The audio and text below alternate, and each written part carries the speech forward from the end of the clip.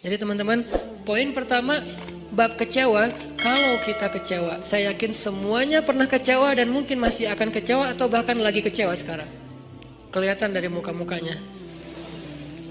Jadi kalau lagi kecewa, apa poinnya tadi? Panggillah Allah. Ya Allah, ya Jabbar, wajiburni, hibur saya ya Allah. Hibur saya, hibur hati saya ya Allah. Gimana cara Allah menghibur hati kita? Allah menghibur hati kita itu dengan diberikan wajilat qulubuhum. Allah menghibur hati kita dengan dijadikan liyazdadu imanan ma'a imanihim. Allah menghibur hati kita dengan dijadikan apa? Tuma'ninatul qalb. Ala bidzikrillah tatma'innul qulub. Banyak cara Allah menghibur hati. Apakah Nabi pernah sedih atau kecewa? Kecewa pernah, sedih pernah di Al-Quran, direkam. Terus cara Allah menghibur hati Nabi yang lagi sedih atau kecewa gimana? Ya ayyuhal muzammil qumil layla illa qalila nisfahu awil qus minhu qalila أو زد عليه ورتل القرآن ترتيلا إن ناشئة الليل هي أشد وطئا وأقوم قيلا. Allah panggil Nabi ketika lagi sedih dan tidur. Ya ayyuhal muzammil. Ini dua kondisi Nabi lagi tidur dan dipanggil Allah. Satu, ya ayyuhal muddathir. Satu lagi, ya ayyuhal muzammil. Tidur kenapa Nabi? Bukan tidur, tertidur. Gara-gara capek seharian berdakwah dan capek seharian dibully. Dibully di mana-mana, pergi ke pasar, dibully di pasar, pergi ke tempat pertemuan, dibully di tempat pertemuan, pergi di sepanjang jalan, dibully di sepanjang jalan, pergi ke rumah keluarga besarnya, ke tetangganya, ke pamannya, ke sepupunya, dibully oleh tetangga dan keluarga besarnya. Kemanapun beliau pergi, beliau dibully, dihead, dihina, dicela seharian dari pagi. Satu kota Mekah ngebully beliau. Ada yang mengatakan beliau itu penyihir, ada yang mengatakan beliau itu pembohong, ada yang mengatakan beliau itu tercela. Muzammam, nama aslinya Muhammad, artinya terpuji, tapi diplesetin jadi Muzammam, artinya tercela. Atau orang salib dulu, pas perang salib menamakannya dengan istilah Muhammad. Apa Muhammad? Salah satu nama setan. Jadi dipanggil Muhammad, dipanggil Muzammam, dipanggil sahir, dipanggil majnun, orang gila, dan banyak lagi yang nggak direkam secara diksi oleh Al-Quran, karena emang Al-Quran ini memilih banget diksinya, tapi secara simbolik Al-Quran nunjukin bahwa inilah celaan-celaan yang diterima Nabi berhari-hari dari pagi sampai malam. Pulang malam-malam ngomong ke Khadijah, Khadijah zammiluni, Khadijah selimuti aku, selimuti aku. Khadijah pengertian, diselimuti Rasulullah, diusap-usap kepala Rasulullah.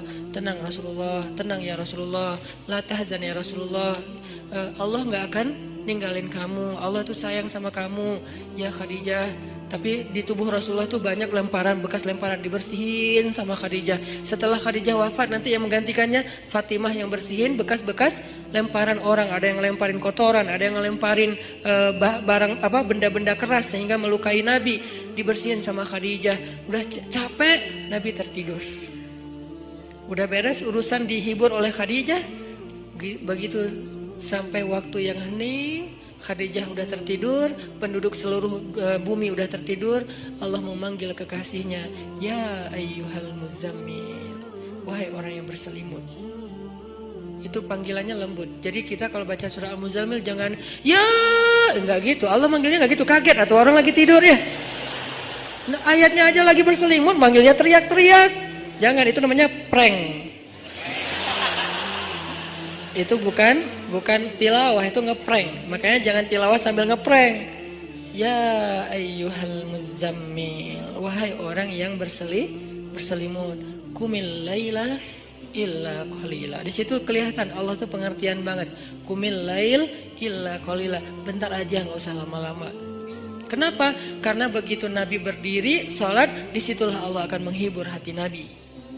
Kalau kita belum bisa terhibur dengan sholat tahajud, atau minimal dengan sholat 5 waktu, berarti hati kita berpenyakit. Fi qulubihim marad.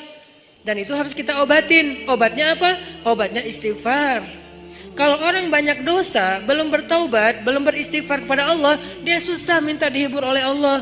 Dan terus nanti dia kayak menuduh Allah gak menghibur dia. Padahal Allah udah sering menghibur dia, cuman gak berasa di hatinya. Karena hiburan Allah itu hanya bisa dirasakan oleh orang-orang yang hatinya bersih. Dan cara membersihkan hati itu tazkiyatul nufus atau tazkiyatul qulub, tathhirul qulub adalah dengan salah satunya istighfar. Perbanyak istighfar supaya begitu nanti kita ada masalah, kalau kita nanti lagi disakitin, kalau kita lagi kecewa dan sedih, kita bilang wajibur nih ya Jabar, wajibur nih ya Jabar. Allah hibur kerasa kita lagi dihibur oleh Allah. Kan enak ya kalau apa yang Allah perlakukan kepada kita tuh kita kayak ngerasa, itu enak tuh. Daripada Allah udah habis-habisan menghibur kita, kita nggak ngerasa. Ibarat Allah udah ngirim kita japrian, nggak dibaca-baca sama kita. Terus nanti kita tuduh, lu kok nggak empati banget sih sama gue lagi sedih-sedihnya, gue curhat nggak dibalas-balas. Udah dibalas, nggak ada, lu aja nggak baca. Oh ya ada, banyak ternyata. Artinya nggak dibuka sama kita kan? Kenapa nggak dibuka? Mungkin pulsa kita habis, mungkin handphone kita error, mungkin apa dan segala macam kemungkinan. Nah gitu juga dengan Allah. Wa idza sa'alaka ibadi anni fa inni qarib. Qarib itu kalau lebih dekatnya namanya akrab. Akrab. Qarib, karib. Sahabah qarib, sahabat karib. Itu bahasa Arab. Kan saya sering nge-mention bahwa ini dari bahasa Arab, bahwa biar kita tahu identitas bahasa kita itu sebetulnya sebagian besar diambil serapan dari bahasa Arab. Terus siapa yang merangkai bahasa Indonesia dari bahasa Arab kalau bukan ulama? Jadi nggak bisa dilepaskan antara ulama dengan Indonesia, antara ulama dengan kebangsaan, antara ulama dengan nasionalisme. Toh bahasa nasional kita dibentuk oleh ulama. Buktinya serapannya 90% itu bahasa Arab. Sebagiannya benar terjemahannya, sebagiannya keliru, tapi tetap aja bahasa Arab. Makanya kenapa saya sering mention itu bukan mau di Arab-Arabin biar gaya, biar kelihatan ustadz gitu, enggak. Kalau mau kelihatan Arab banget saya banyakin Arab emang itu mah. Ini enggak lagi kayak gitu. Lagi pengen menarik benang sejarah kalau bahasa kita itu emang sebetulnya bahasa Arab yang diserap. Jadi kalau ada yang agak alergi tentang Arab, saya pikir ini berlebihan.